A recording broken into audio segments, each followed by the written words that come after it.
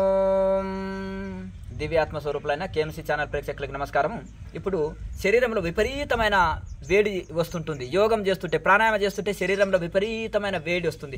ఎండాకాలంలో సహజంగా వేడి శరీరాలు ఉన్న వాళ్ళకు కొంత మామూలుగా యోగాభ్యాసం సంబంధం లేకుండా వేడి శరీరాలు ఉన్న వాళ్ళకు వేడి ఎక్కువ వస్తుంది. కొంతమందికి తలలో వేడి, పొట్టలో వేడి, శిరో వేడి, కాళ్ళు బాగా పగలడం, చేతులు పగలడం, విపరీతమైన వేడి శరీరాలలో వాళ్ళ శరీరంలో ఉండే వేడిని ఎలా పోగొట్టుకోవాలంటే, ఇప్పుడు భస్త్రిక ప్రాణాయామం చేస్తేనేమో శరీరంలో ఉష్ణం పెరుగుతుంది. హిమాలయాల్లో ఆడ చలికి వాళ్ళకి అదే అవసరం. మనకు ఈ ఉష్ణ దేశం కనుక ఇక్కడ శీతలి ప్రాణాయామం చేస్తే మన శరీరంలో అది మనకు ఏసీ లాగానే చల్లగా అయిపోతుంది. మన శరీరం చాలా చల్లదనం అవుతుంది. శరీరంలో వేడి కొట్టేస్తుంది. యోగాభ్యాసం చేస్తే వచ్చే వేడి కానీ, మామూలుగా సహజంగా ప్రకృతి సహజంగా వాళ్ళ శరీర వేడి తత్వం ఉంటుంది శరీరం. అటువంటి వేడి పోగొట్టుకోవాలన్నా, శరీరంలో ఉండే ఎటువంటి వేడి, కళ్ళు ఎర్రబడము, విపరీతమైన శరీరము కాలిపోవడము, వేడి చేయడము, అసలు యూరిన్ కూడా రాదు వాళ్ళకి, అంత విపరీతమైన వేడి కలుగుతుంది. దానివల్ల వేడితోటి అరసమలలు ఇటువంటివి కూడా వస్తుంటాయి. అంటే విపరీతమైన వేడి ఉన్న వాళ్ళు ఆ వేడి తగ్గించుకుంట కోసం శీతలిని అని ఒక 3 రకాల ప్రాణాయామాలు ఉంటాయి. ఇది కాకి ముక్కు వలె నాలుక నుంచి లాగుతారు. అందులోకి వెళ్ళి వాయువుని లాగి నోటి ద్వారా లాగి ముక్కు ద్వారా వదులుతాం. తీసుకునేటప్పుడు చల్లటి గాలి లోనికి పోతుంది. వదిలేటప్పుడు ముక్కు ద్వారా వదిలేటప్పుడు వేడి గాలిని బయటకు వదులుతాం.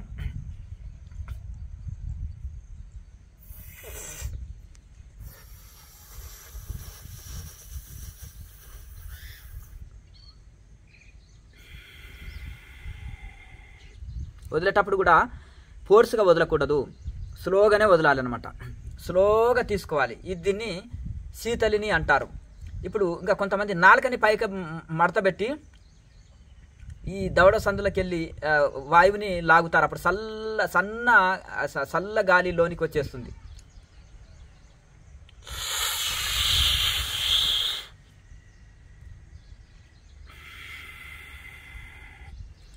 ఈ 2 దవడల సందర్భంగా లాగినప్పుడు ఏసీ లాగా లోపలికి చల్లగా గాలి పోతుంది. ఆ లోపల ఉండే వేడి గాలిని ముక్కు ద్వారా ఫోర్స్గా వదులుతాం. స్లోగా వదులుతాం. తీసుకునేటప్పుడు స్లోగానే, వదిలేటప్పుడు కూడా స్లోగానే వదులుతాం. ఫోర్స్గా వదలాలి. వదిలేటప్పుడు బాగా, తీసుకునేటప్పుడు బాగా బలంగా తీసుకోవాలి. ఇది శీతలిని అంటారు. ఇంకా కొంతమంది ఈ నాలుకని కూడా పళ్ళకు అదిమి పట్టి ఇట్లా కూడా చేయొచ్చు.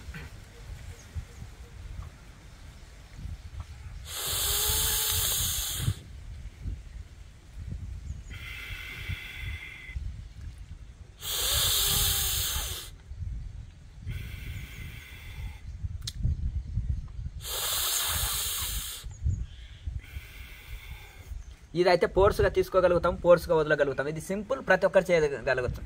శీతలిని ప్రాణాయామం ప్రతి ఒక్కరు చేయగలుగుతారు.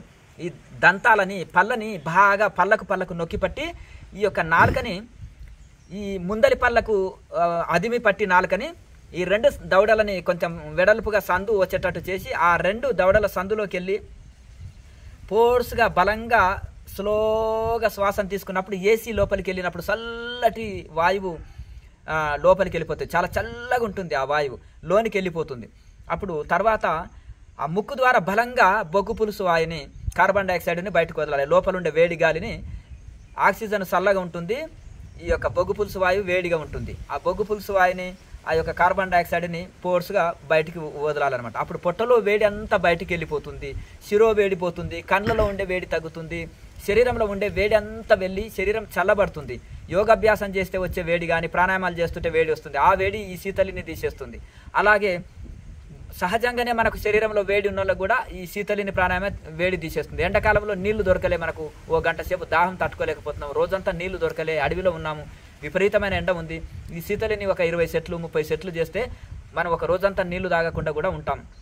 చల్లని గాలి లోనికి పోతుంటాయి, నోట్లో నీళ్లు ఊరుతుంటాయి, చక్కగా మనకు ఇది ఉంటుంది. కేచర్లో ఉన్న ఆకలి దప్పి తట్టుకోవచ్చు ఒక 2-3 రోజులు కూడా.